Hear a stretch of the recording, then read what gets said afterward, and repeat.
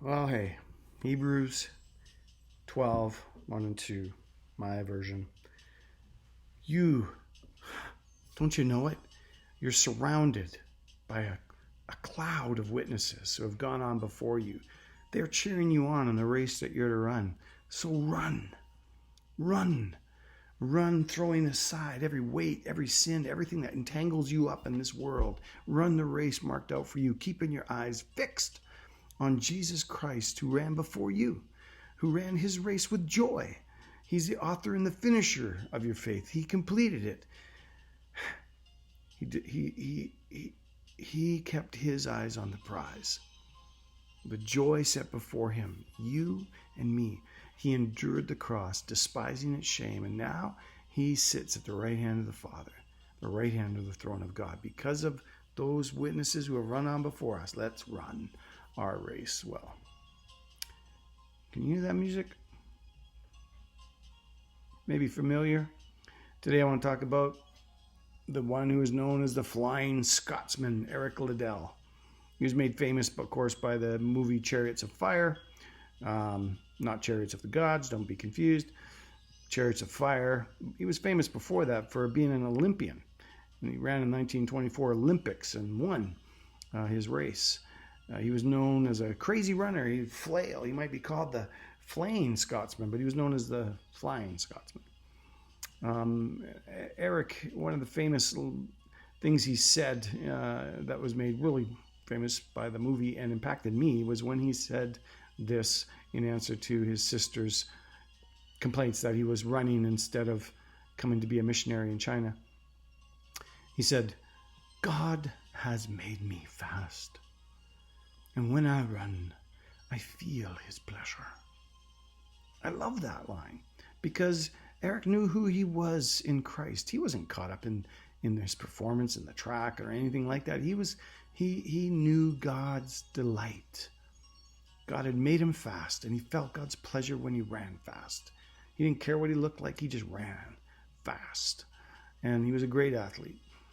By contrast, his main competitor, Harold Abrahams, said, when that gun sounds, I have 10 seconds to justify my existence. Wow. What a contrast between someone who knew who he was and enjoyed his identity in Jesus Christ and somebody who did not know who he was and tried to justify his existence by his own performance. How stressful and pressured life is that would be. So yeah, Eric knew who he was in Christ. He knew the love of Christ in him compelled him to just do everything he did for the glory of God. In fact, he did return to China as a missionary right after that race in 1924. He was also famous because he refused to run in the heats of the 100-meter race, which he was favored to win, because it was held on Sunday. Instead, he chose to run in the 400, and he won that. And then he went back to be a missionary in China. So how'd that come about? Well, Eric Liddell was actually born in China. He was born in China to his missionary parents in 1902. He stayed in China he was about 5. And then he went with his brother. They were boarded out at a school in London. And in London, he became known for his athletics as well. He became captain of the teams, and he beat everybody in racing there. And then in the University of Edinburgh, he became known literally as the fastest man in all of Scotland. Thus, he went to the Olympics.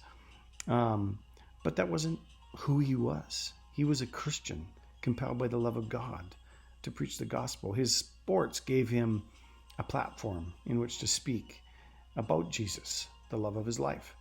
And he did that often.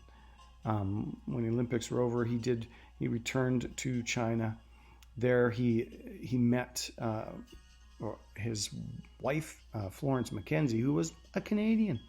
And together they had 3 girls, Patricia, Heather, and Maureen, though he never lived to see Maureen on this side of things.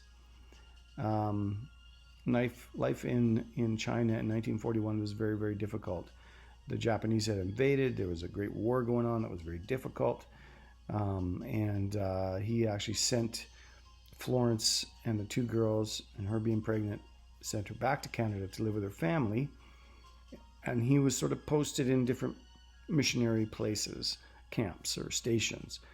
In fact, he went for a time and helped out his brother Rob, who was there serving as a doctor. And Rob got sick, and Eric went there to help him. And he suffered a lot of hardships at that station. In 1943, he was imprisoned by the Japanese into an internment camp. But at that camp, he was known as, he was just optimistic and cheerful, and he would be seen with his, never kind of sullen. He would be seen as helping one another, playing chess with the young prisoners, the youth of the prison. He was known to be teaching English. He was reading stories and telling the gospel, always optimistic. But at the same time, he was suffering.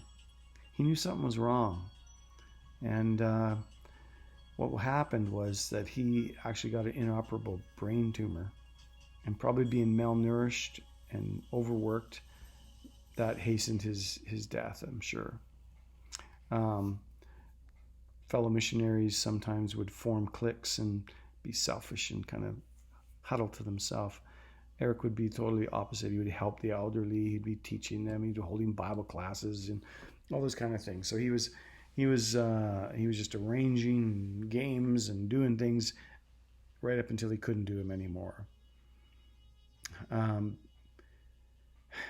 But as time went on, this brain tumor took over, and in February 21, 1945, he graduated.